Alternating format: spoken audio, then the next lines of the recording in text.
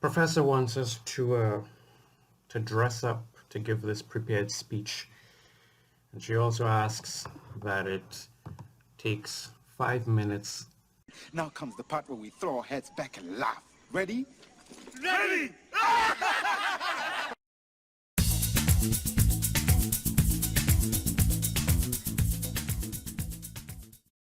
This is a young and dashing Mickey Rooney. He acts, he sings, he's an over-the-top Asian landlord, Mr. Yunioshi, in Breakfast at Tiffany's, because I guess there were no actual Asians back then. They weren't invented. And this is a Trinidad lady. Though I am willing to give Rita Hayworth a slide because she has Spanish roots. Of course, these are all past examples. We've evolved a lot by now, clearly. This is 2018's Crazy Rich Asians, which was a mainstream success for Warner Brothers. It came out of the fantastic book by author Kevin Kwan.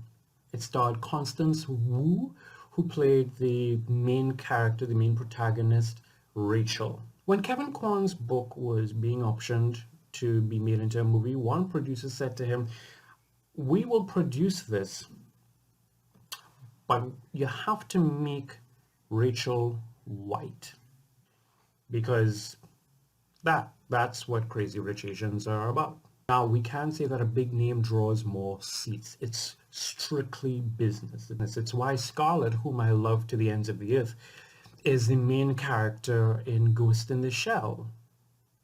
But again, was Gemma Chan unavailable?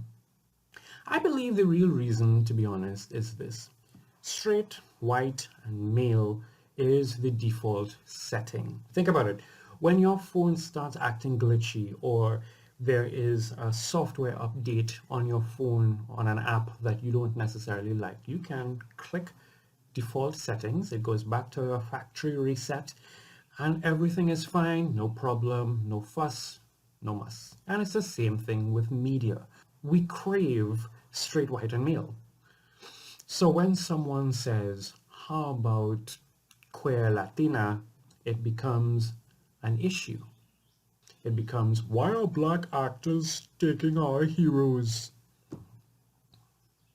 And surprisingly, it's not just the Caucasian fanboys who are saying this. These are people of color who are also saying things like that. Apparently, diversity is ruining people's childhoods. Unlike, those pesky things like divorce and poverty, trivial things.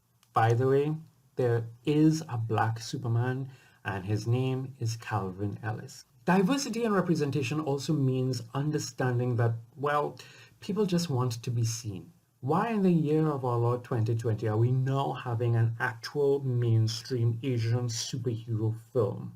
This isn't to say that attempting to be diverse in media is some sort of easy feat. Ruby Rose found out the hard way when she was cast as Batwoman, a lesbian superhero. Suddenly people were like, she's not lesbian enough, whatever that means. Issues around diversity and representation shape our lives in ways sometimes we don't even realize until later. When I was growing up, TTT was the only television station that they had at the time, Trinidad and Tobago Television. And there were a whole bunch of really good cartoons, including Defenders of the Earth. Defenders of the Earth had Mandrake the Magician, My Hero, Mandrake the Magician, and Phantom. There was also this really strong black guy. He never appealed to me. It was just that I did not connect to him. Plus, his name is Lothar. If you grew up in the Caribbean, where skin disease with white spots on your body is called Lothar, you don't really need a superhero called Lothar. So growing up, your black superheroes were either really strong and maybe intelligent, who knows, I don't know, or decidedly nerdy.